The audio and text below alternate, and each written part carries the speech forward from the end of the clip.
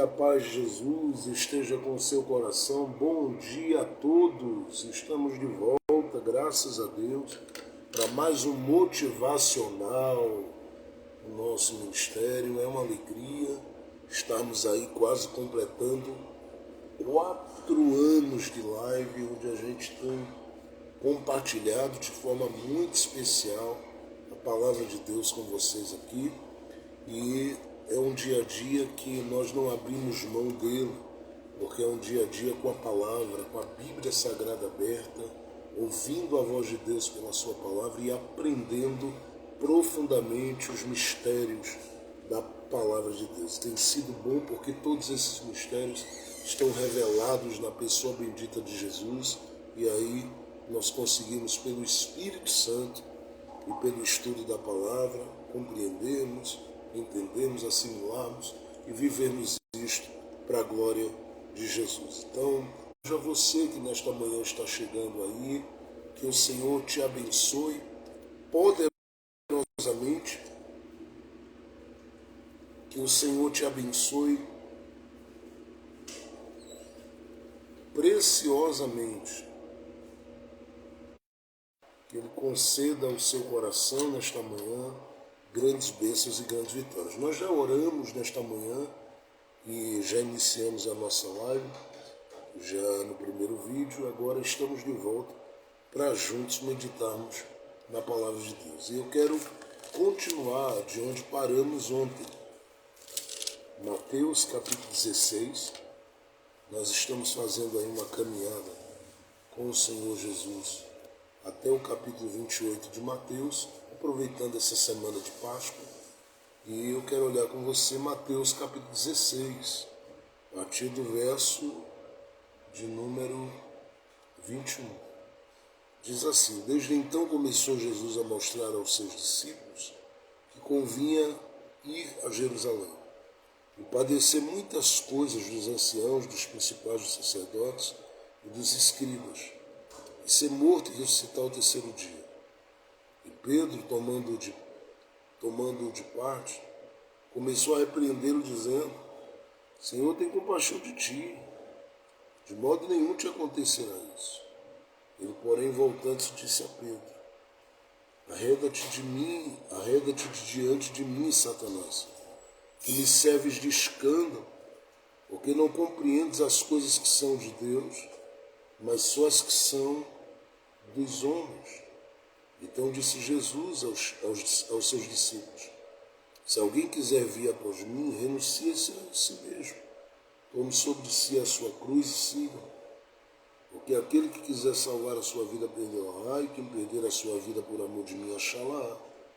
Pois que aproveita o homem ganhar o mundo inteiro, se perder a sua alma? O que dará ao homem recompensa da sua alma? Que o Filho do Homem virá na glória de seu Pai, com os seus anjos. Então dará a cada um segundo as suas obras. Em verdade vos digo que alguns há, os que aqui estão, que não provarão a morte, até que vejam vir o Filho do Homem no seu reino. Olhe para o capítulo 17, verso 1 em diante. 6 dias depois, tomou Jesus consigo a Pedro, Tiago e João, seu irmão, e os conduziu em particular a um alto monte. Transfigurou-se diante deles, o seu rosto resplandeceu como o sol, e as suas vestes se tornaram brancas como a luz. E eis que lhes apareceram Moisés e Elias, falando com ele. E Pedro, tomando a palavra, disse a Jesus: Senhor, bom é estarmos aqui. Se queres, façamos aqui 3 tendas ou cabanas, uma para ti, uma para Moisés e uma para Elias. E estando ele ainda a falar, eis que uma nuvem luminosa os cobriu. Da nuvem saiu uma voz que dizia: Este é o meu amado Filho, em quem me comprazo, escutai-o. Os discípulos, ouvindo isto, caíram sobre seus rostos e tiveram grande medo. E aproximando-se Jesus, tocou-lhes e disse: Levantai-vos e não tenhais medo. E erguendo eles os olhos, a ninguém viram, senão unicamente a Jesus. E descendo eles do monte, Jesus lhes ordenou, dizendo: a ninguém conteis a visão, até que o Filho do Homem seja ressuscitado de entre os mortos. Os seus discípulos o interrogaram, dizendo: por que dizem então os escribas que é mister que Elias venha primeiro? Jesus respondeu e disse-lhes: em verdade, Elias virá primeiro e restaurará todas as coisas. Mas digo-vos que Elias já veio, não conheceram, mas fizeram-lhe tudo o que quiseram. Assim padecerá também deles o Filho do Homem. Então entenderam os discípulos que lhes falara de João Batista. Eu sei que a leitura feita é extensa, né? Nós lemos aí do capítulo 16, verso de número 21, Mateus 16, do verso 21 ao 27.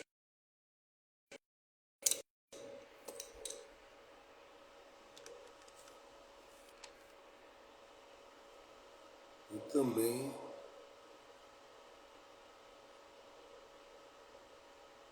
Mateus 17, do verso 1 ao verso 13. Vou estar aqui para deixar registrado aí. E nós estamos em continuidade estudando aí toda essa trajetória de Jesus até a sua ressurreição. E não sei se dará tempo, mas a gente pode ir até a sua ascensão, se der tempo, até o domingo que vem. Mas eu vou não considerar todo o capítulo, mas algumas coisas que estão inseridas aqui em cada capítulo que são importantes até a crucificação de Jesus, considerando que estamos na semana da Páscoa. E ontem nós começamos em Mateus capítulo 16, e eu estive falando com vocês a partir do verso 5 sobre o milagre que Jesus realizou na vida de seus próprios discípulos. E foi o milagre da ampliação, da compreensão e do discernimento deles. Coisa que para eles estava ainda faltando chegar. E eu citei aqui algumas coisas importantes. Mas hoje eu estava aqui me lembrando de Mateus capítulo 13, quando Jesus contou inclusive a parábola do semeador aos discípulos e eles não entenderam a força, a dimensão, a mensagem da parábola. E aí Jesus foi explicar a esses discípulos que Jesus em si sabia que chegaria um momento em que eles entenderiam todas as coisas.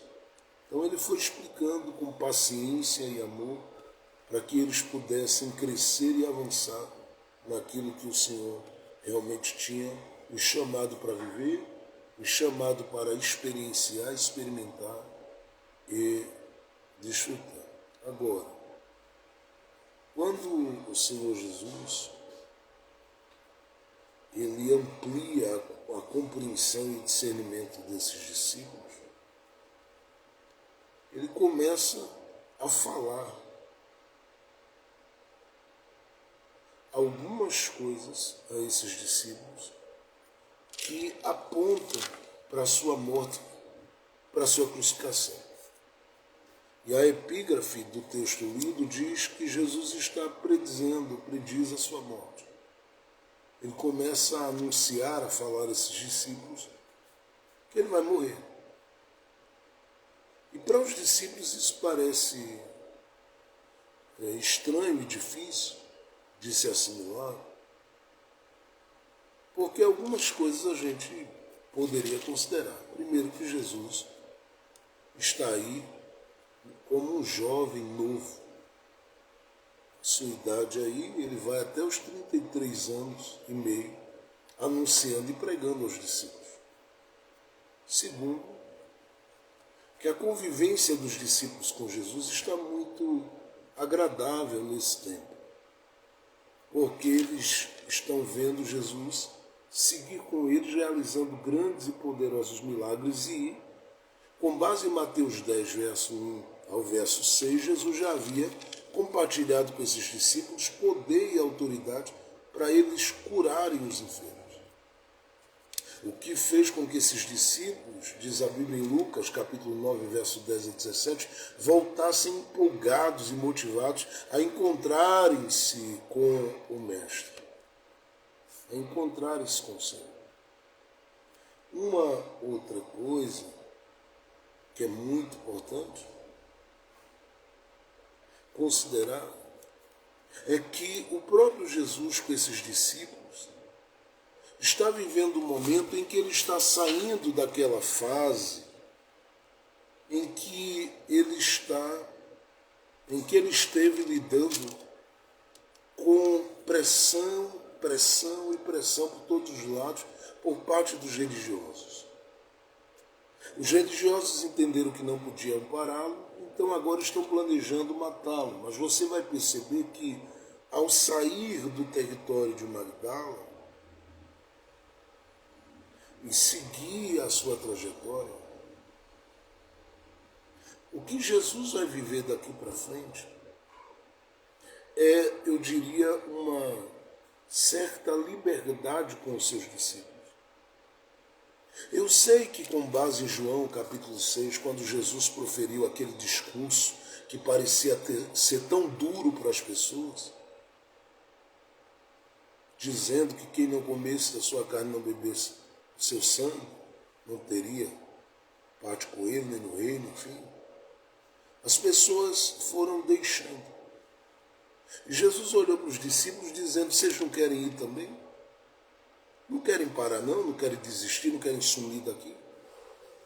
E eles disseram: para onde iremos nós se só tu tens as palavras de Deus? E decidiram agarrar-se com Jesus. E decidiram abraçar-se com Jesus. E decidiram caminhar com Jesus. E ao abraçarem-se e caminharem com Jesus, alguma coisa, a partir daí, começa a modificar. Porque agora Jesus já sabe que eles têm estrutura para um discurso mais duro. Claro que quando eu falo de discurso mais duro, eu não estou abrindo mão do Sermão do Monte, que de Mateus 5 a 7 trouxe aos discípulos um impacto muito grande. Mas agora, é os discípulos nessa vivência com Jesus, tendo um pouquinho mais de espaço com eles e Jesus, indo para lugares ou lidando com determinadas oportunidades e ambientes, mais livres para essa comunhão. Eu sei que Jesus vai com eles ao Monte da Transfiguração, e quando desce, tem lá um grupo de discípulos discutindo com outro grupo de religiosos, porque um pai trouxe um filho, os discípulos não conseguiram repreender aquela ação demoníaca sobre o filho do rapaz, e aí ficou lá um grupo de pessoas dizendo: e aí, vocês não são do mestre, o mestre não faz isso e aquilo, e vocês também não deviam fazer, e tudo. Isso gera uma briga muito grande. Até que Jesus chega e ele vai repreender toda aquela situação e vai falar com o pai até libertar o menino. Mas, antes que isso aconteça, Jesus permite esses discípulos terem um momento muito íntimo e particular com eles e com ele. E aí você tem esse momento de Mateus capítulo 16, versículo 13, até o verso de número 28, por que não dizer do capítulo 17 de Mateus também, verso 1 em diante. Eles têm esse momento de comunhão, esse momento de aliança com o coração de Jesus, onde eles têm acesso ao coração de Jesus na intimidade sem interferência, sem se preocupar com as multidões e com as pessoas que afluíam o tempo todo cercando Jesus e estando com Jesus. Bom, se eles estão tendo esse momento com Jesus de comunhão, de amizade, de intimidade com Ele, sem a interferência de pessoas e aquela coisa de estar aquela multidão ali, o que a gente deve considerar? A gente deve considerar que os discípulos vão extrair desse momento o que há de melhor. Porque estando com Jesus, sabendo o que Jesus é capaz de fazer e o que Jesus já vem ensinando, dá a entender que eles vão daqui para frente caminhar e transitar considerando o que há de melhor no que Jesus está propondo. Mas o que a gente vê no texto? Jesus percebe que eles têm estrutura para um discurso mais duro, começa a falar da sua morte. Ao falar da sua morte, os discípulos começam a se assanhar para o lado de Jesus e começam a manifestar uma resistência. Eu sei o porquê. Por duas razões. Primeiro, que eles não queriam, de forma alguma, levar em consideração que o trajeto deles com Jesus parou na morte de Jesus. Porque o que eles entendem é, se Jesus parar, a gente para. E se Jesus parar totalmente, a gente para totalmente. Porque o ministério e a vida deles apostólica respirava Jesus e se movia a partir de Jesus. Segundo, eles não querem ter aquela tristeza de terem que lidar com a ausência de Jesus.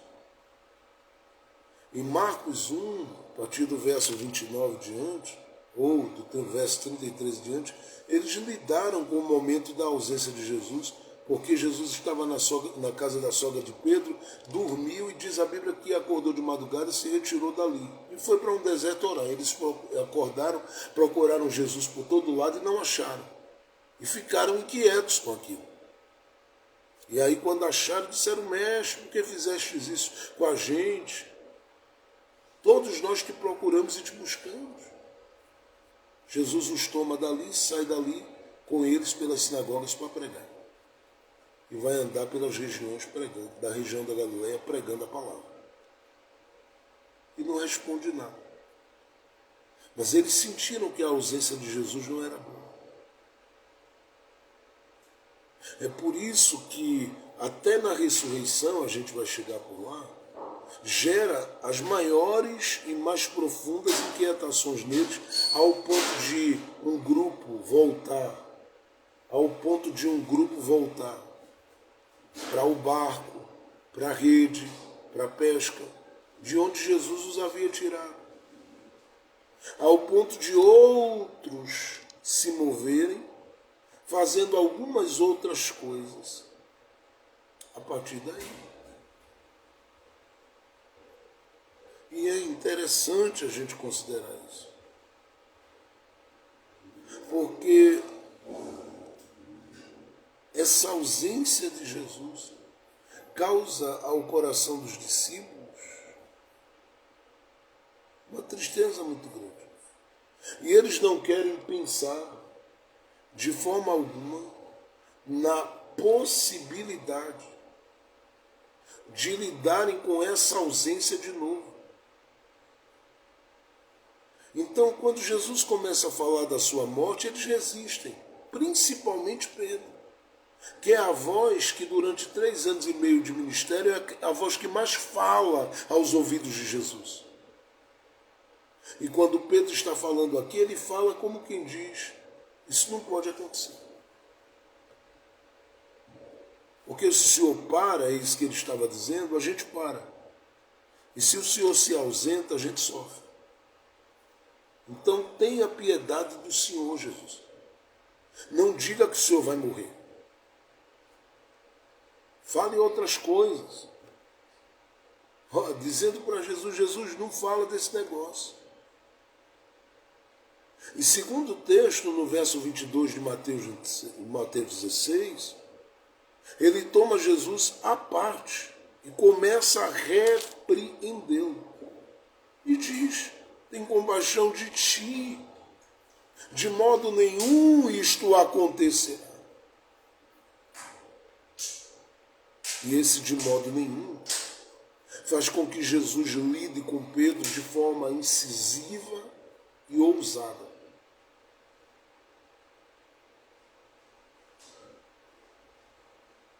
Ele faz com que Jesus lide com Pedro de forma incisiva e ousada.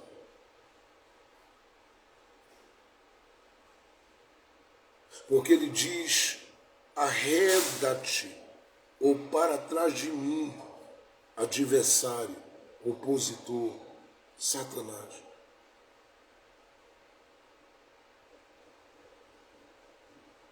Só que ele manda que essa influência, essa seta, essa ação bata em retirada, mas com Pedro ficando no lugar. Porque é do interesse dele que tanto Pedro como os discípulos fiquem. E aqui ele já está mostrando que o embate é uma realidade no mundo espiritual. Que o coração que em si havia dito anteriormente, tu és o Cristo, o Filho do Deus vivo, agora se coloca como aquele que se opõe, como adversário, querendo parar Jesus na missão para a qual Jesus veio cumprir.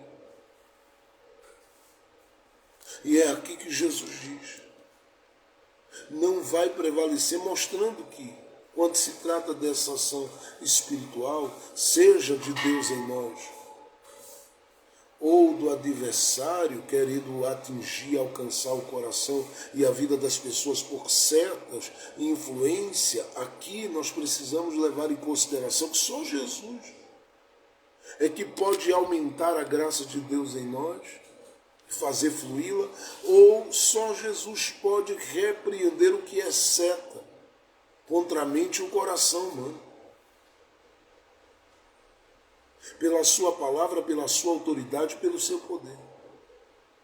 Só que quando eu estou falando disso aqui, eu preciso dizer que Jesus está interessado que os discípulos tomem consciência de que é necessário que ele vá à cruz e morra.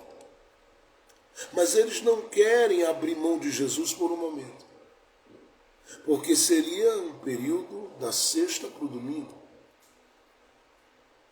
Eles querem Jesus todo dia com eles. Eles não querem lidar com a ausência de Jesus. Eles querem Jesus ausente. Eles querem Jesus presente todo dia. E esse desejo é bom. E seria muito bom depois da missão cumprida. Antes da missão isso é impossível, porque Jesus diz com muita clareza, em João capítulo de número 12, para esta hora eu vim, para cumprir este propósito eu vim, para cumprir esta missão. Mas os discípulos não querem deixá-lo caminhar com essa ideia de que isso é um plano e que esse plano tem que acontecer, que é necessário que ele morra. Por quê? Porque quando ele fala da morte, ele inclui aqui duas coisas. Primeiro, o seu padecer. E esse padecer aqui seria visível para os discípulos, porque eles veriam todo o sofrimento dele. Segundo, padecer na mão de quem? Essa é a questão. Na mão dos próprios para quem ele veio. E aqui ele cita, verso 21, padecer muitas coisas dos anciãos, dos principais dos sacerdotes, dos escribas. Gente da palavra. E aí Jesus olha para eles e os deixa em uma situação extremamente desconfortável, em uma situação extremamente doída, em uma situação extremamente difícil. Porque eles olham e dizem, tem misericórdia de ti, porque tu só fala, tu tens feito milagres, se doado, operado, trabalhado, feito por tanta gente, cooperado com tanta gente, semeado na vida de tanta gente, tem misericórdia. Tu não vais morrer na mão de ninguém. E Jesus diz, eu vou, e é necessário que aconteça.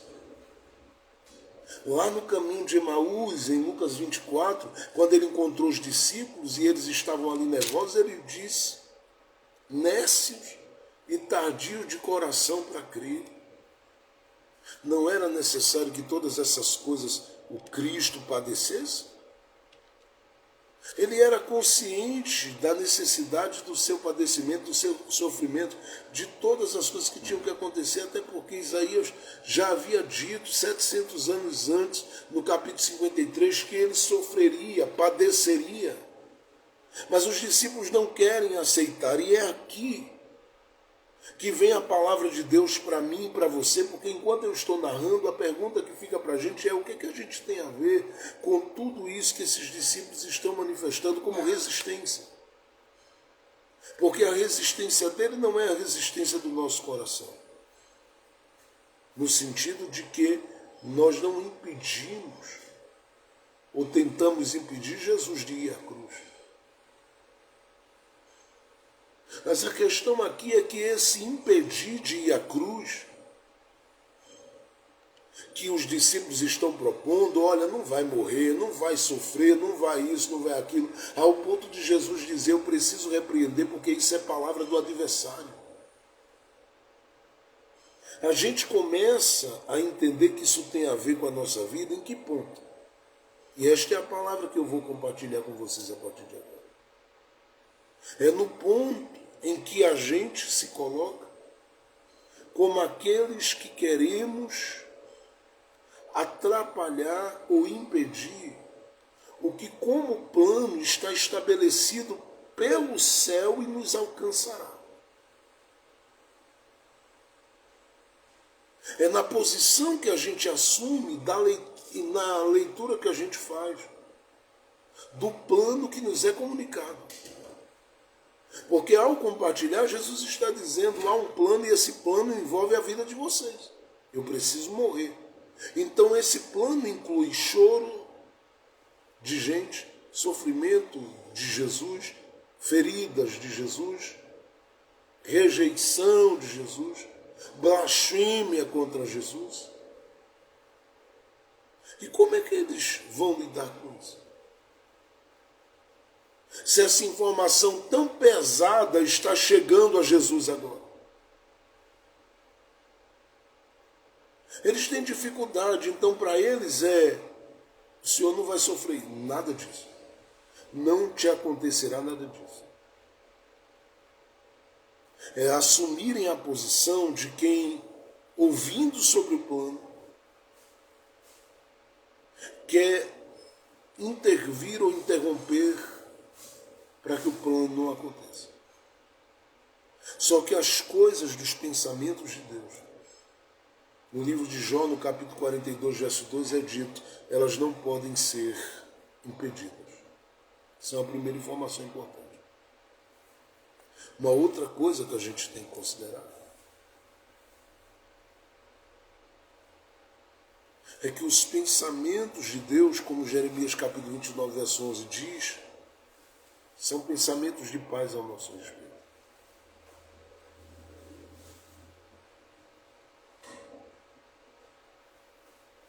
Os pensamentos de Deus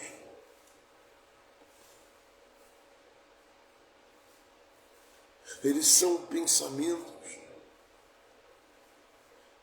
cujo fim aponta para o nosso benefício. Eu preguei esta manhã na nossa live no YouTube, no programa Levantes, sobre José. Quando José em si diz, no capítulo de número 50, que o mal que os irmãos lhe fizeram, Deus transformou em bem. Porque os pensamentos de Deus, no fim, nos levam para algo muito bom. Só que a gente não aguenta ouvir desse plano. Porque esse plano é com Jesus e tem a ver com a gente. Tanto tem a ver com a gente, eu digo, que Jesus se assenta com os discípulos numa mesa, na ceia, parte o pão, dá aos seus discípulos para que eles comam. Pega o cálice, dá aos discípulos para que eles bebam. E diz, tomai e comei, tomai e bebei, fazei isto em memória de mim.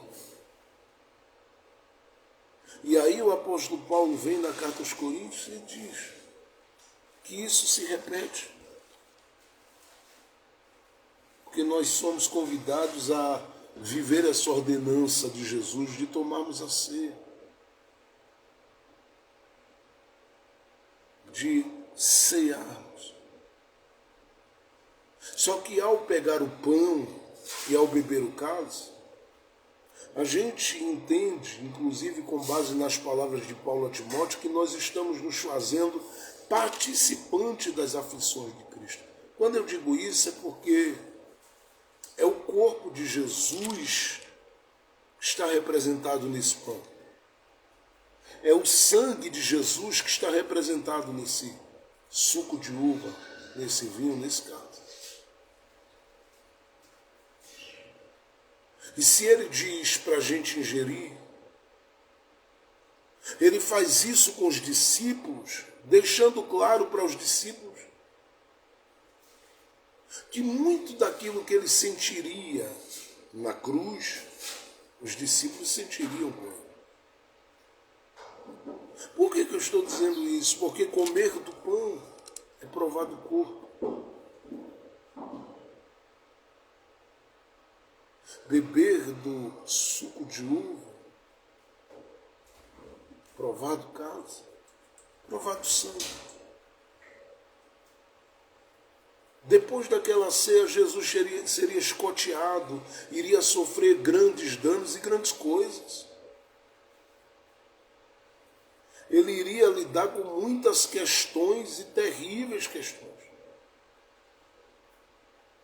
Quanto ao seu padecer que ele já tinha anunciado.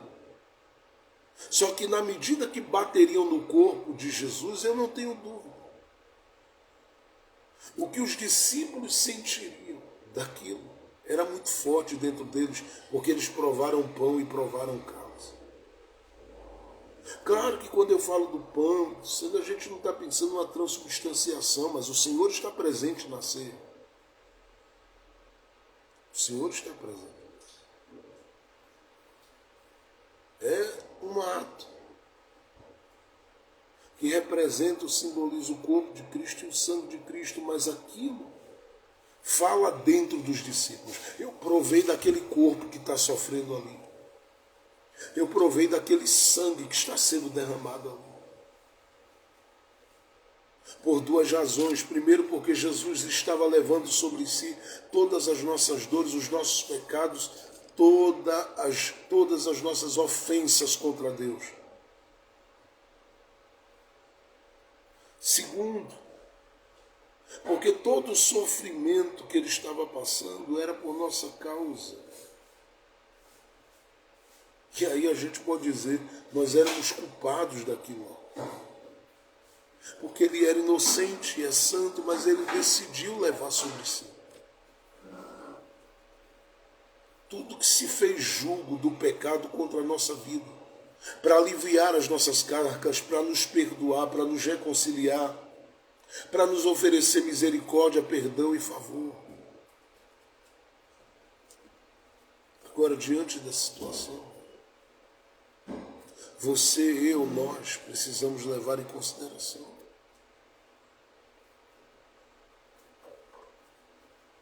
que quando ele está falando disso tudo,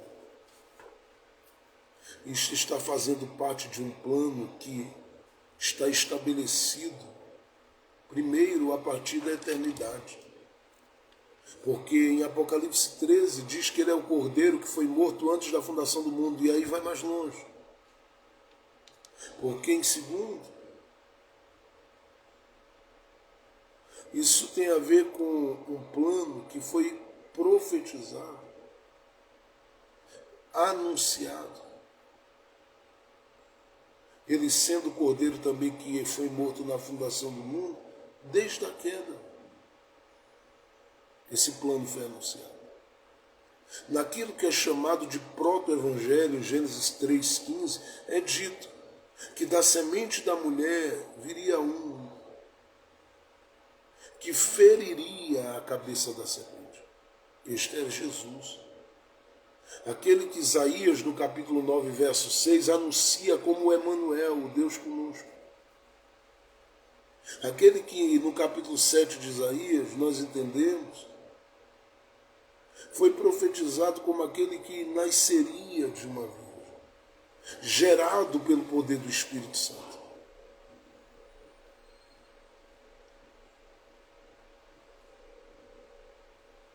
Aquele que o Pai anunciaria no batismo dele, que tinha prazer nele como filho, que o Pai anunciou nessa transfiguração de Mateus 17, que é registrado em Mateus 17, que tinha prazer e que ele deveria ser obedecido.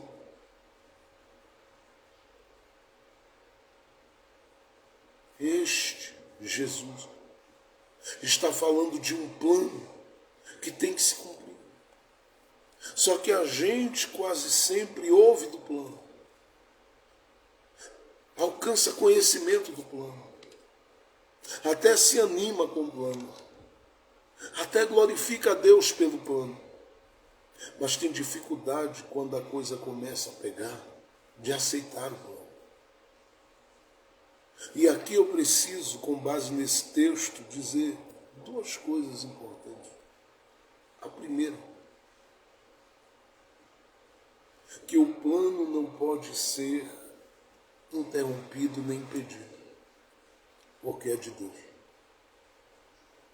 Ainda que nesse plano incluam algumas experiências, situações e algumas coisas delicadas, o plano na minha vida, o plano na sua vida, é de Deus. Pastor, o senhor está falando do plano com Jesus, que envolve a minha vida e a sua. É um plano de Deus. E quando eu estou falando que é um plano de Deus, eu estou afirmando duas coisas. Só Deus tem o controle do tempo desse plano.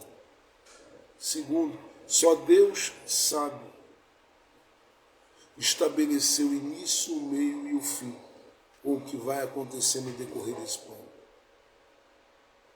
Em Isaías 53 é dito que a Deus agradou moer a Jesus Cristo, fazendo-o enfermar. E aí, segundo o texto, o grito bíblico é esse, de que a Deus agradou permitir Jesus ser moído no processo. Jesus ser simplesmente vilipendiado, ter sofrido todo aquele vitupério.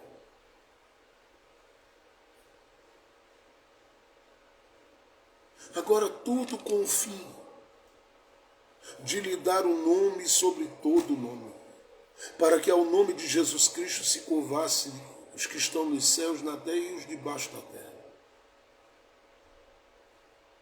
Só que a gente não consegue muitas vezes visualizar alguma coisa boa quando o plano envolve as coisas que está envolvendo, que são essas dificuldades, essas lutas, essas aflições, esses sofrimentos que às vezes a vida nos apresenta. E é aqui que Deus te fez parar nessa live, neste dia, porque Ele quer falar contigo.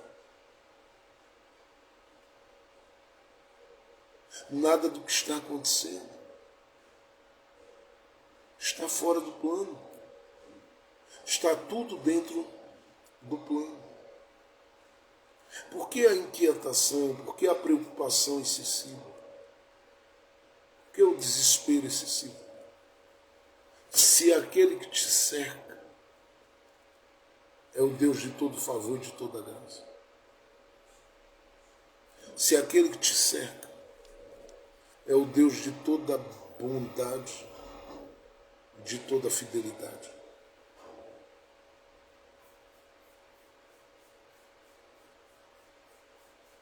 Ele está olhando para mim e para você nesse dia. E Ele sabe que o plano dele que envolve a nossa vida inclui coisas desconfortáveis.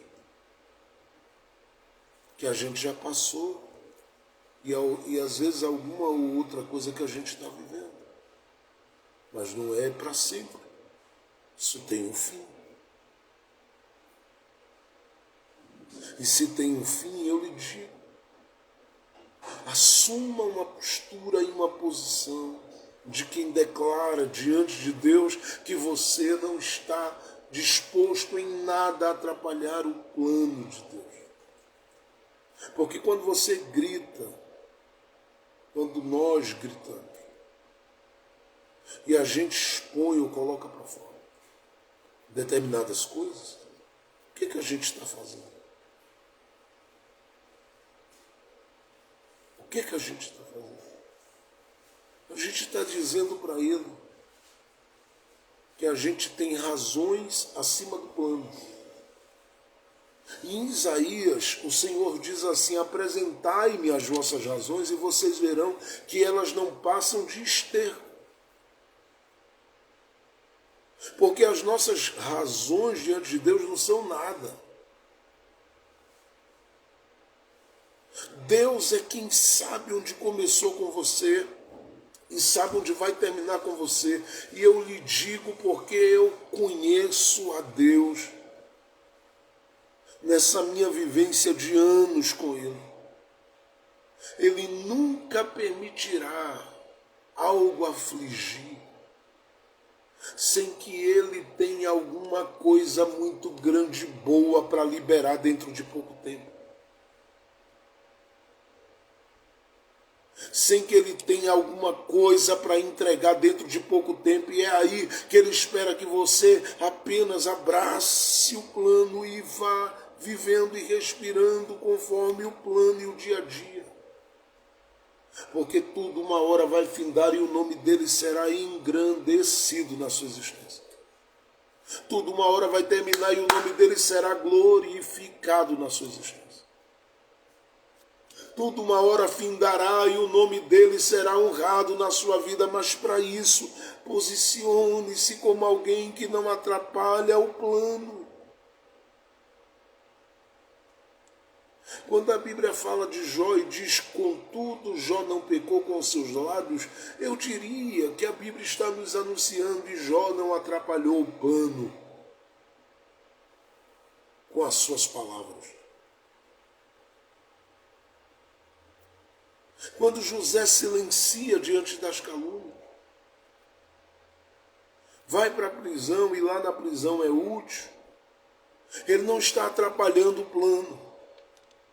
Quando Ana, mesmo não tendo filho, ora, acredita-se aí por anos, e alguns acreditam que passou-se ali entre 22 a 25 anos, a 25 anos, Ana batendo na porta, esperando por um filho, e ela em si não diz uma palavra contra Deus, mesmo sofrendo nas mãos de Penina. É um posicionamento que ela assume de não atrapalhar o plano. Em Juízes capítulo 4, quando o povo está passando 20 anos sofrendo nas mãos de Cícera e Jabim, e Débora fica ali debaixo da palmeira, como profetiza sem dizer, meu Deus, o que é isso? Não, simplesmente na posição adorando a Deus.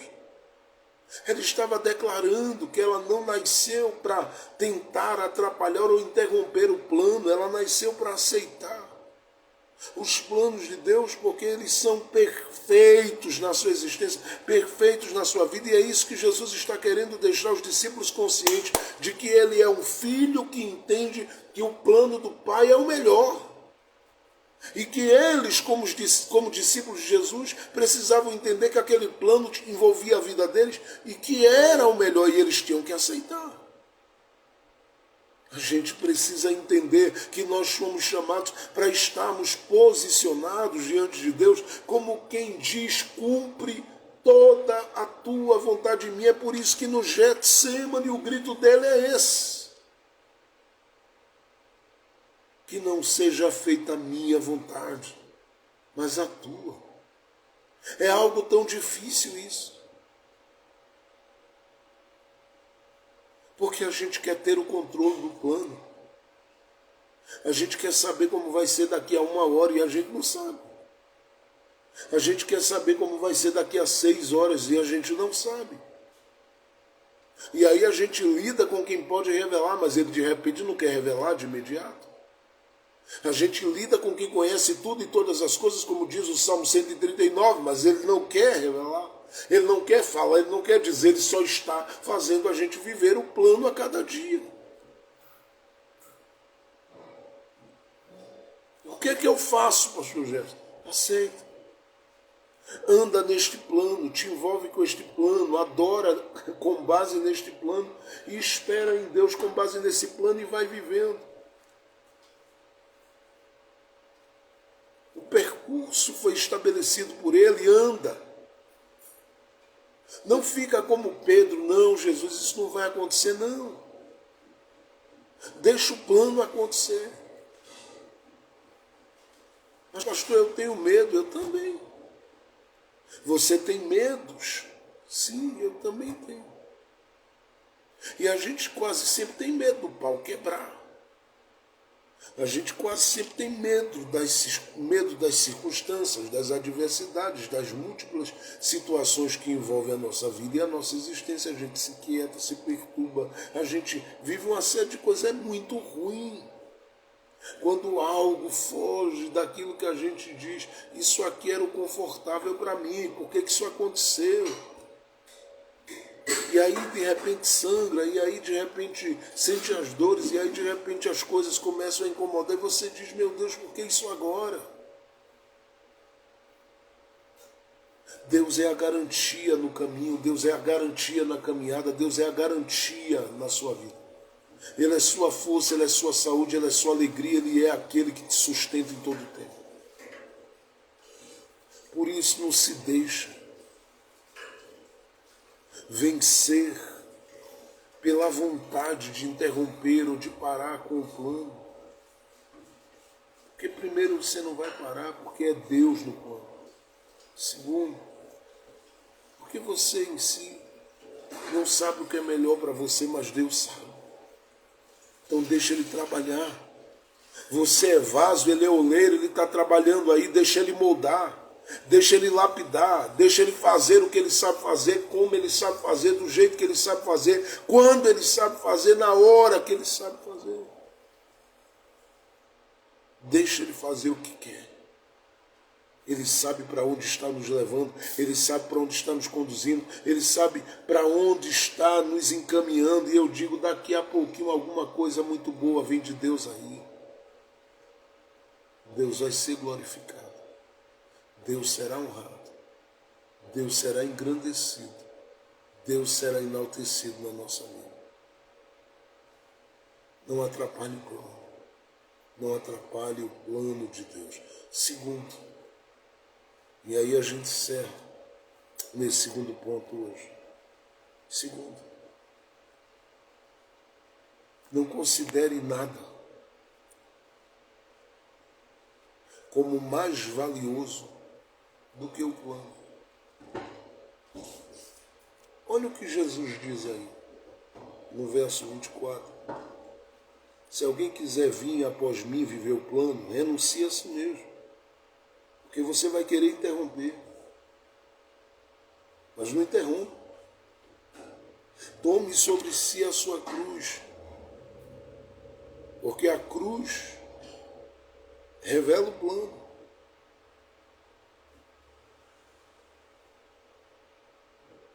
A cruz revela o plano. Aí ele diz assim, veja, nesse segundo toco nesse segundo ponto que eu estou destacando, veja o que ele diz no verso 25, porque aquele que quiser salvar a sua vida, perdê-la-á, e quem perder a sua vida por amor de mim, achá-la-á. Pois que aproveita Jefferson e a outros ganhar o mundo inteiro, se perder a sua alma. E nós falamos aqui a semana passada, com base em uma série, reencontrando a alma depois das perdas, porque a gente tem momentos que a perde. Mas ele diz quanto à eternidade, porque aquele que quiser salvar a sua vida, perdê-la, e quem perder a sua vida por amor de mim, achará. Pois que aproveita ganhar o mundo inteiro, se perder a sua alma. Ou que dará o homem em recompensa da sua alma? Porque o Filho do Homem virá na glória de seu Pai com seus anjos. Então dará a cada um segundo as suas obras. O Filho do Homem virá na glória de seu Pai com seus anjos. Então a cada um ele dará segundo as suas obras. Essas obras são as obras de quem se decidiu não colocar nada acima do plano de Deus. Aí Jesus está ensinando e dizendo assim, olha, tem alguns aqui no meio que, se entenderem isso, eles não esperarão muito tempo para ver o Filho do Homem no seu reino. Estes não provarão a morte antes que vejam. E aí, é claro, ele fala de duas coisas.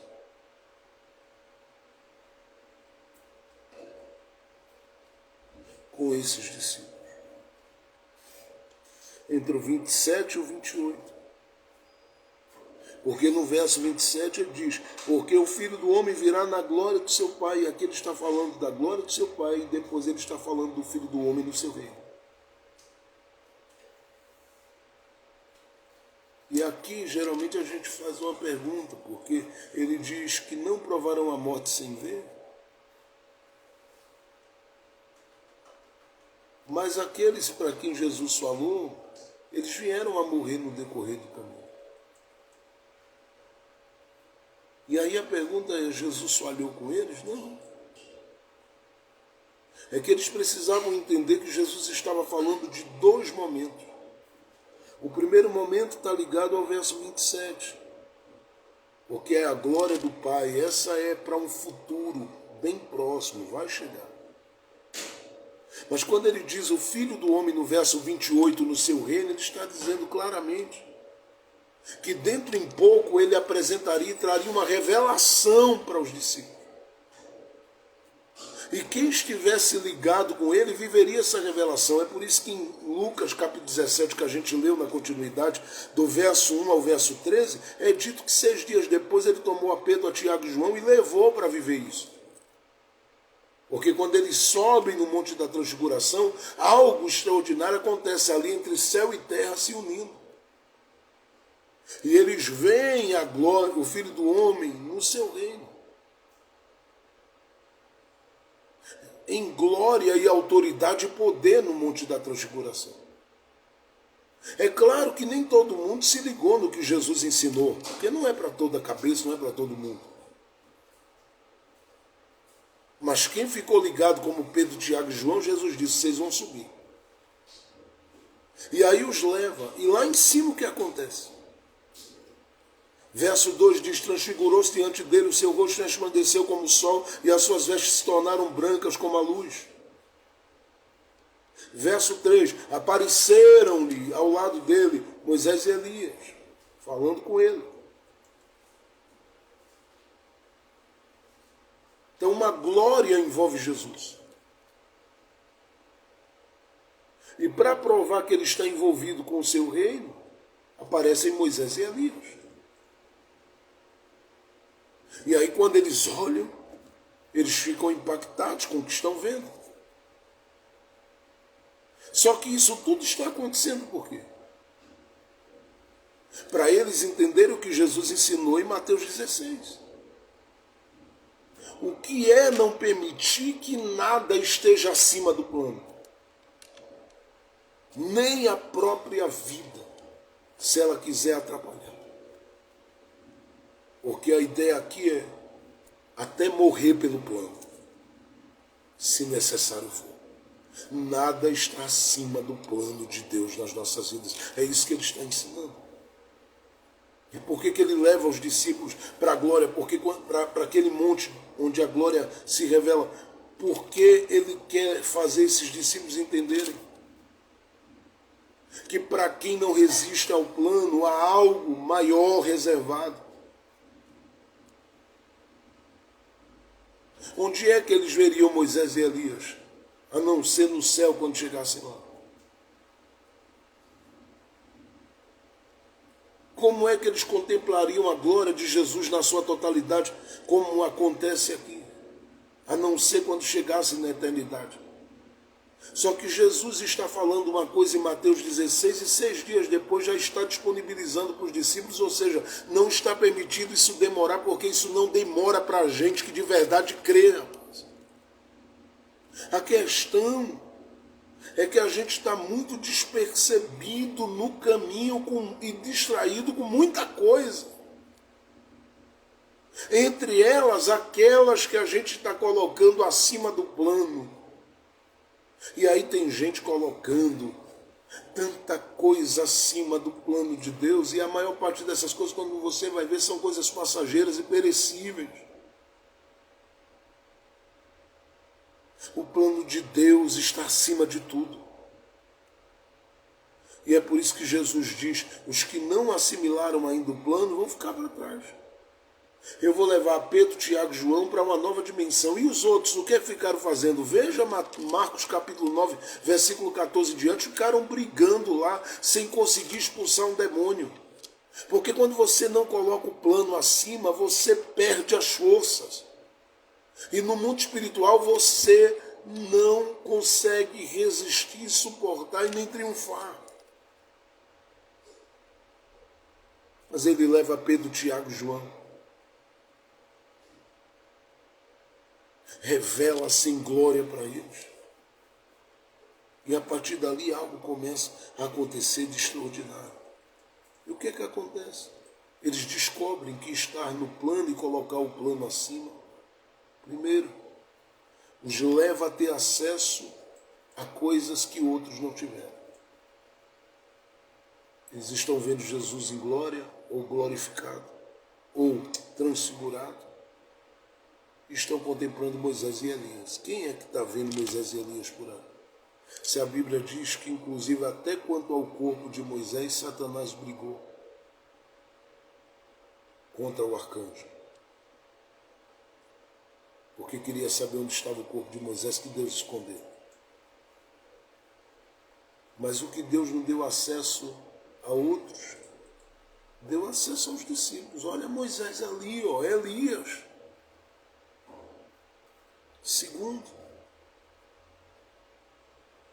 o que Jesus está falando desses discípulos aqui?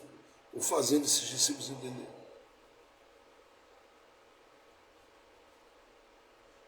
Em segundo lugar, que quem coloca o plano acima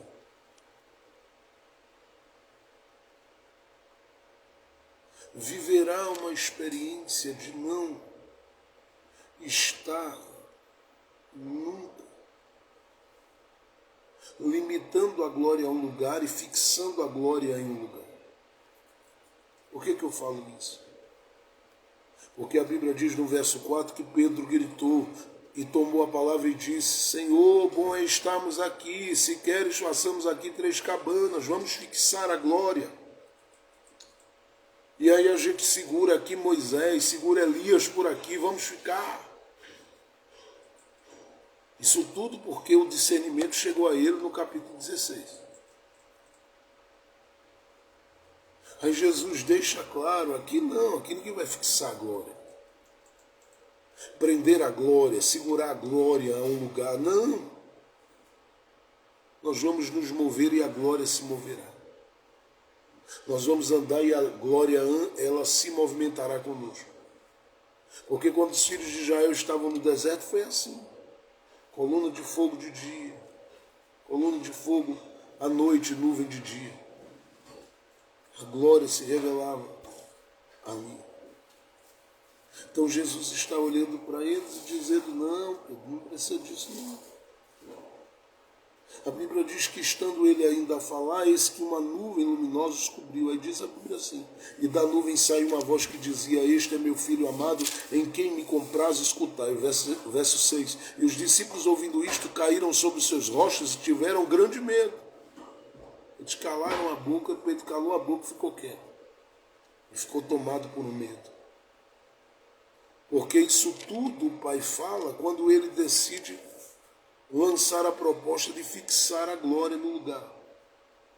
E essa não é a proposta. Se a glória está se revelando, é porque Deus quer ela em movimento através da sua vida.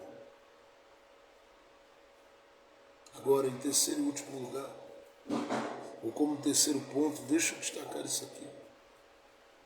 Eu estou colocando como terceiro ponto, mas isso aqui é a terceira subdivisão, ou o terceiro subtópico da mensagem. Estou no ponto 3 e na parte C do ponto 3, para ficar mais claro. Então olha aí o que diz no texto.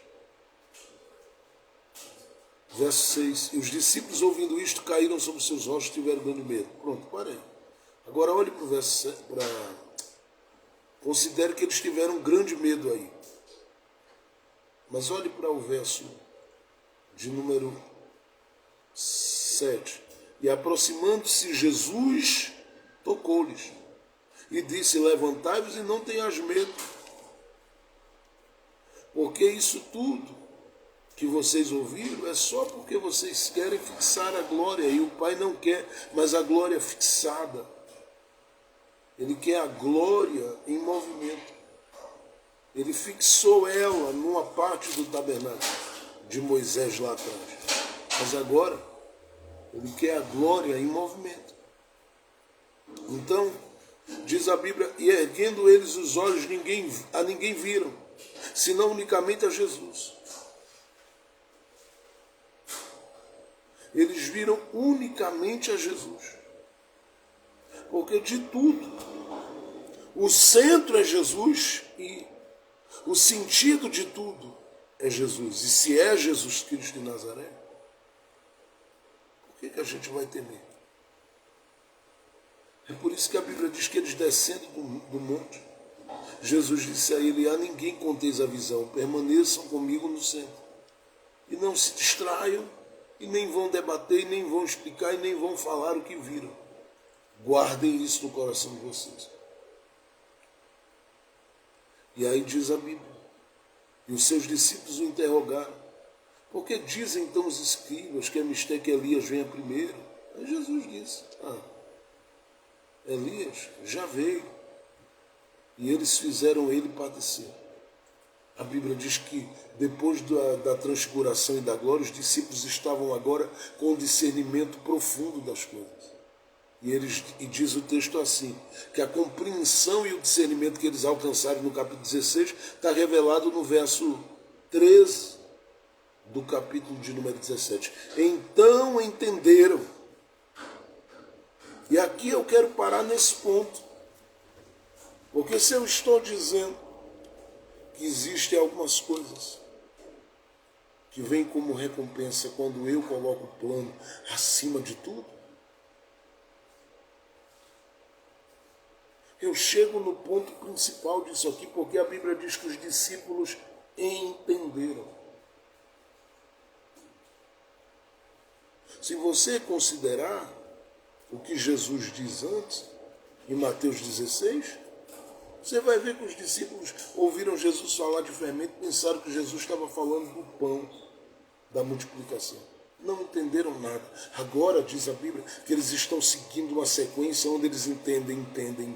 E o que é que eles estão entendendo? O que não entendiam anteriormente quanto ao plano. Eles, ele está falando de João. E João é quem? É quem veio para preparar o caminho do Senhor. Para quê? Para que algo extraordinário se manifestasse através do Messias de Deus. Para quê? Para que vidas fossem salvas, libertas e transformadas pelo poder do nome de Jesus. Para isso, a ficha tinha que cair aqui.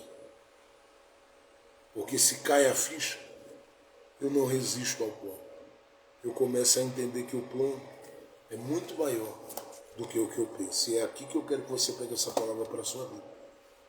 Porque você crê que há um plano de Deus que é maior do que tudo isso na sua vida. Se você crê, então prepare-se. Não atrapalhe o plano. Não interrompa o plano. Viva o plano de Deus, com base nos termos dele, nas cláusulas dele, nas determinações dele. Emenai andagácia, o eremineri ereniá, daquiando eneniovanas. Jesus te coloca aí hoje para te dizer que o plano está funcionando perfeitamente. Talvez você diga, mas como, pastor Jefferson, eu não estou entendendo nada. Porque tem horas que a gente não entende mesmo. Mas a gente aceita por fé e vive. Porque sabemos que no Senhor nós vamos chegar aonde Ele determinou e vamos viver esse plano na sua profundidade, na sua totalidade.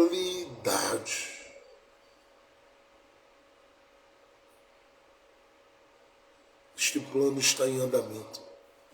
E nenhum dos planos de Deus, João 42:2 diz, podem ser impedidos. Fica firme em Deus. Pede para Jesus te segurar, dar fôlego, dar graça. Diz a Ele, me ajuda, porque eu quero chegar onde Tu queres e eu sei que onde Tu queres que eu chegue é melhor. Você vai ver que Ele vai te fazer chegar.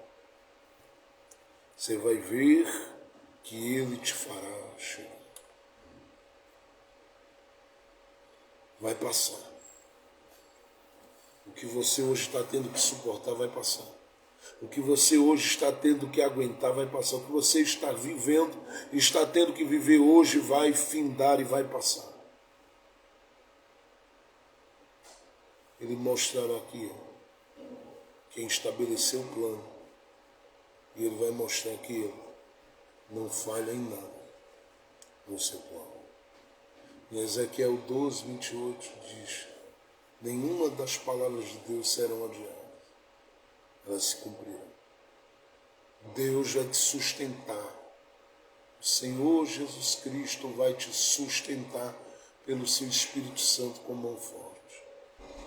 E você vai chegar aonde Ele estabeleceu, aonde Ele determinou e no que Ele determinou e vai viver o que Ele determinou para a sua vida, porque o tempo dele é chegado na sua existência, o tempo dele é chegado na sua vida, o tempo dele é chegado no seu caminho, o tempo dele é chegado na sua jornada, o tempo dele é chegado na sua história. Por isso, viva o plano de Deus.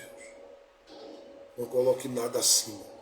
Respire o plano, ande no plano e veja. Deus vai glorificar o nome dele. Você pode fazer outras coisas de tudo, mas sempre com a mente no plano que Deus tem para você. E saiba que esse plano vai te levar a novos níveis, a novas coisas, a boas coisas que o Senhor tem preparado. Porque Ele sempre tem o melhor para quem espera no seu plano, na sua vontade. Querido Deus, obrigado por esta manhã na Tua presença. Obrigado pela Tua palavra, Tua graça e Teu favor. Continua nos sustentando e ajudando e guiando os nossos caminhos, pelos caminhos Teus que são eternos, e nos faça viver todo o bem que Tu tens para nós. Porque o bem que Tu tens para nós é tudo para a nossa vida, é tudo para o nosso coração, é tudo para a nossa existência. Nós te amamos, te queremos, nós te amamos e desejamos todos os dias como o centro e o sentido da nossa existência, da nossa vida. Guia os nossos passos, nos leva para tudo o que é a Tua vontade na nossa vida, porque a Tua vontade é boa, perfeita e agradável. Abraça esta mulher que chegou nessa live hoje, aí chorosa, chorando. Abraça esse homem que amanheceu preocupado. Faz ele e ela viverem a Tua provisão, o Teu cuidado e a Tua bênção, porque o Senhor é, na vida deles, tudo. E eu sei que o Teu propósito com eles vai se cumprir na sua totalidade e nada impedirá, nada invalidará. Tu és a força dessa mulher, Tu és a força deste homem, Tu és aquele que sustenta a vida dele e dela, em graça, em favor e em glória. Que seja assim, no nome bendito, maravilhoso e amado de Jesus. Amém, amém e amém. Deus abençoe a todos que estiveram conosco. Amanhã a gente continua a nossa jornada, pensando texto por texto, nessa semana de Páscoa, pensando sobre a trajetória de Jesus até a cruz e a sua ressurreição, tá bom? Deus abençoe, um beijo na alma e no coração, um ótimo dia, uma ótima tarde, e que onde você entrar e estiver, a bênção de Deus esteja com você, de modo que em tudo dê tudo certo e o nome dele seja glorificado na sua vida. Que Deus te abençoe poderosamente, grandiosamente, para a sua glória, para o seu louvor. Amém, amém e